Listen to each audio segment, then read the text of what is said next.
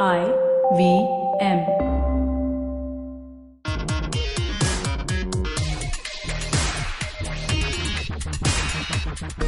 Hello and welcome.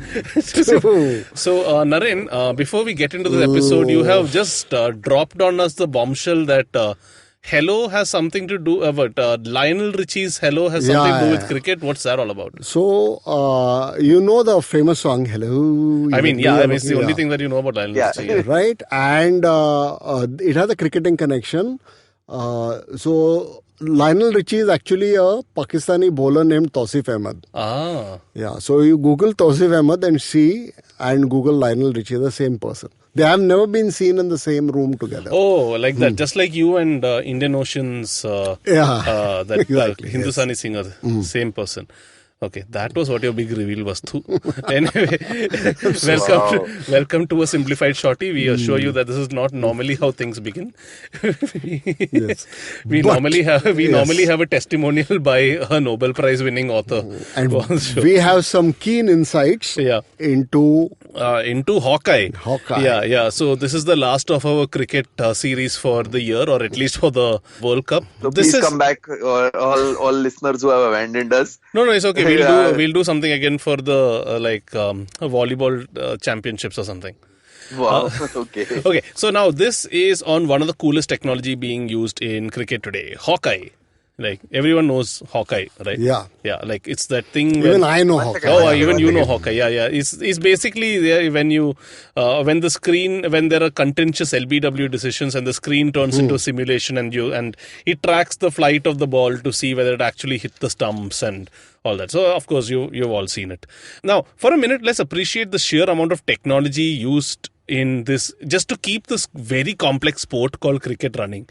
You have slow motion cameras to check catches, stumpings and no balls. You have the Hawkeye to detect this random as rule called the LBW. You have the snickometer to test if the ball faintly hits the bat. If that fails, you have the heat map also. You have calculations that could stump Einstein himself in that Duckworth-Lewis method. And yet with all these technological advancements, we still haven't figured out a better way of starting a cricket match than something as arbitrary and unfair as the toss itself. Seriously, man. Like, I mean, in the NBA, you have like an 82-match season, which determines who gets home court advantage, and it also like circulates among so that it kind of makes it fair and even. And here, like massive matches like the World Cup final are determined on let's throw a coin up and see which way it lands down, and then that decides like the entire probability of the match. What happens if it lands on his side? Has a coin ever landed on his side? Like surely with all these thousands of matches that have been played since the beginning of time, one coin at least must have landed on the side, no? Or at least gone down the drain, something like. I think the whole cricketing community will just implode, and I don't think there's anything to deal with this. So what we are essentially implying over here is we can never ever actually be a truly cashless society because you would not know how to start cricket matches. Well played. Let's move into Hawkeye. Why do you think none of the Nordic countries play cricket? It's because you can't start a match. You try doing that with your Bitcoin credit card. Anyway, Hawkeye uses technology that was originally used for brain surgery and missile tracking. Wow. And today the same technology is used, instead of saving lives, it is used by sweaty grown men in colored pajamas, hitting other sweaty grown men in the pajamas with a little red ball, saying things like, blah. Usually, like what? Like the evolution, from HOWZAAAAAAT to HOWZAAAAAAAT to like okay. Anyway. So Hawkeye for the first time, for about 5 or 6 years, Hawkeye was purely a broadcast thing. It wasn't actually used to make decisions in cricket. September 2000, so around the late 90s was when the technology itself was designed and developed, and immediately the founder, the guy who made it, realized that his primary application could very well be sports and sports decisions. So September 2001 was when it was launched for the first time in Channel 4's coverage of the Ashes. And that Ashes, I think, was in England. Yes, 2001 was in England. And it actually it didn't help in terms of decision making, right? At the most, what you had was angry people watching the replay and saying, "Hey, that should have been out," and it didn't actually help. But then in 2006, the ICC decided to adapt it, and that was where the decision review system came into being. It did go into other sports. Guy, did you know that Hawkeye is actually used in about 20 sports? Wow. I only know of like cricket and tennis. Which are the others? Yeah, like I'll tell you which the others are. Yes, tennis was almost immediately the next application. It was used initially in a Davis Cup in 2002. Wow. And in 2007, in football, they signed a contract with the English Premier League to develop goal line technology. So it's very much used in football. Yeah, it's used in so that's Hawkeye. Yep, The that's goal line Hawkeye. technology is Yeah. Hawkeye. So you've seen Hawkeye. If you've seen any of these sports, you have invariably seen Hawkeye, not knowing that it was Hawkeye. In cricket, what happens is 6 cameras, high-speed cameras, are placed around the ground. And when I say high-speed, I mean that the camera is capable of taking high-speed images. It's not the cameras are high-speed themselves. The cameras are stationary. They don't run around the ground. And they take at This is like think tanks, no? Tanks. Nobody's sitting inside a tank and thinking. Anyway, these 6 cameras are capable of taking videos that are 340 frames per second. To put that in some context, when you record typically on your phone, it's around anywhere from 60 to 120 frames per second. And if you have one of those cameras like iPhone or some of the GoPros or a OnePlus 7 or something, you can take slow-mo things that are like 240 frames per second. So 340 frames per second from that distance with that accuracy is quite a feat. Yeah, it's some serious hardware there. Yeah, it's a serious hardware and software actually. So what happens is, simply put, what happens is these 6 cameras record the flight of the ball and then feed that data into a computer, which basically converts the whole thing into equations. And basically tracks where the ball is going to go. These images are then turned into a 3D image by a special computer to show how the ball will travel on imaginary cricket pitches.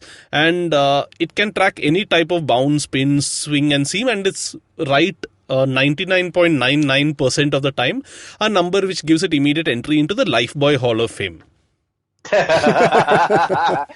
Yeah, and one of the interesting things about Hawkeye in cricket is what happens before the ball bounces is actually irrelevant, which I thought was pretty interesting. Seriously? How is it irrelevant? It's irrelevant because Hawkeye needs to track only what happens to the ball after the bounce, because there's a certain path, direction, etc. that is happening, right? So but doesn't speed have to do anything with it? Yeah, but only the speed after the bounce matters. After the bounce. Yeah. Fair enough. Yeah. I don't know answers for more questions more technical than this. Please contact Hawkeye Incorporated for more details. Okay, the guy who invented Hawkeye is a guy called Paul Hawkins, hence the name Hawkeye. Yeah, he is himself a former Buckinghamshire player and he has a PhD in artificial intelligence. Wow. And so Shriketh, you asked about the 20 sports that Hawkeye is used for. I'll name a few of them. There is, of course, tennis, there is cricket, there is football, there's baseball, there's NASCAR, ice hockey, field hockey, volleyball, rugby union, badminton, horse racing, where they can detect things like excessive whip use. Oh, wow. Yeah. Basketball, snooker, and for some reason in this list, like sports on the Hawkeye website, like sports, they can use it in ad agencies also for excessive whip use. I don't know.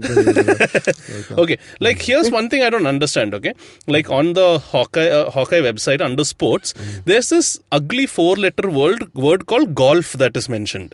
Okay, now see that's not a sport. Okay, firstly, golf is not a sport. Cow pasture pool. Like what is Hawkeye being used in golf for? To see whether the audience member is really yawning or not. Please. Calling golf a sport is like calling drainage water craft beer. Like there are many things in common, but you would never considering replacing your Hefeweizen with that stuff that comes out of the kitchen sink. You should basically like for people who are too slow to make elevator pitches. Yeah, like you should never consider replacing the fine art of physically hobbling your way across 11 men who could kill you to put a ball into the net, with a rubbish act of using an electric minicar to transport you to a place to use a piece of metal to tonk a ball into a hole in the ground. That's like taking the worst elements of croquet and F1, two sports that also should not call themselves sports. Anyway, Hawkeye was also used in the Olympics. Hawkeye works when each ball pitches. Because of 6 cameras tracking the ball, Hawkeye picks up the exact spot where the ball pitches. Srikar, you asked about speed, right? Hawkeye actually also measures the speed of the ball from the bowler's hand, so it will tell you exactly how much time the batsman has to react to the ball. And here's an interesting thing. Do you know who owns Hawkeye? The ICC? No. Lalit Modi? No. That would explain a lot. Okay. So here's the story. One of the earliest investors actually it was ICC a little close actually. One of the earliest investors in Hawkeye was Wisden. And Wisden finally sold it off to Sony. So today Sony owns Hawkeye. And they license it out for all these sports. And the way Hawkeye, so how it works is, it's very expensive. Firstly, it's extremely expensive. And typically Hawkeye is set up at the stadium. Like stadium becomes Hawkeye equipped. And like, for example, for initial installation for the cricket stadium, it's around 40,000 USD. And for Premier League matches, it's 250,000. I actually don't know why it's so much more expensive for a football match where all the action is concentrated. Like, I would think that I would think that the installation for a cricket match would be a lot more expensive, but hey, what do I know? So there has actually been a lot of controversy and questioning about whether this is needed at all. Like one paper or something I saw said that for Premier League matches, something, it works to around £11,000 per decision where this system is being used. So they were wondering whether it's needed or not, but hey, it's a fairer game and all that. And the other cool thing about Hawkeye is the technology itself, apart from helping officiating, is used for a whole host of other things as well. One of Hawkeye's primary applications after decision making is coaching.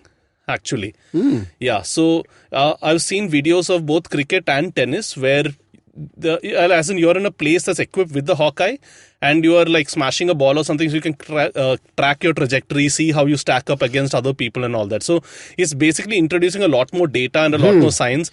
A few people are against that, obviously. Like people say that whatever is taking the human element and discovery and whatever is out of the game, but technology will always yeah. Another place where strangely enough is being used is simulations. You can actually go to Hawkeye and license like a virtual place where you play against Roger Federer, for instance. And that's that's actually used in a lot of, like in Bombay itself, in Kamla Mills, they have Smash. In Smash. So in Smash, that's exactly what they do. Like they have Malinga bowling to you, and they have like different. You can choose the bowler you want, and you will get the ball. So that's a license with Hawkeye. Oh wow! Yeah. Okay. So there you go. Now you know. So yes, that's everything that I know about Hawkeye, which is what the world knows about Hawkeye. Now, if you are interested, there is an interesting video on YouTube where I think it's one of those Gautam Bhimani like people talking to one of the guys who actually operates Hawkeye. So he shows like a bunch of kids who are playing at the nets down, and he asks one of them to bowl, and he tracks the actual path and he shows and everything. So it's interesting to see how it actually operates in the back end. And so yeah, that's Hawkeye for you. And yeah, that's all. Stay safe, stay well-informed, stay eyed. Yeah, sure. Stay eyed and stay simplified. Yeah, that's a very weird ending. As often. As always. Bye, guys. Bye. Bye-bye.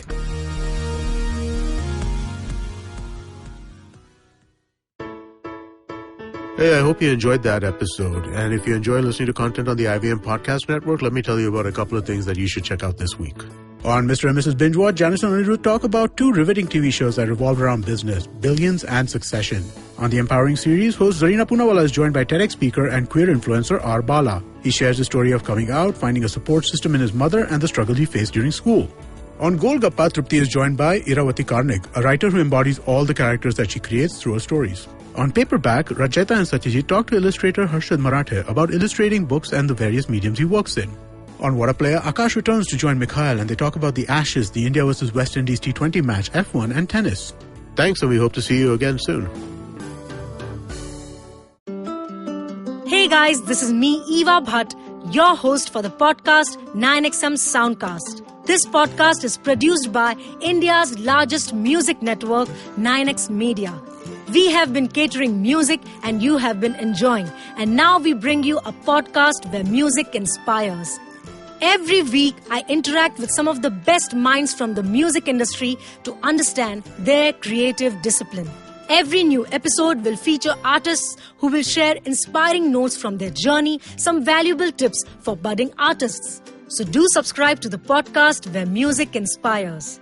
Enjoy a brand new episode of 9XM Soundcast every Tuesday on IVM Podcast app or website or wherever you get your podcast from.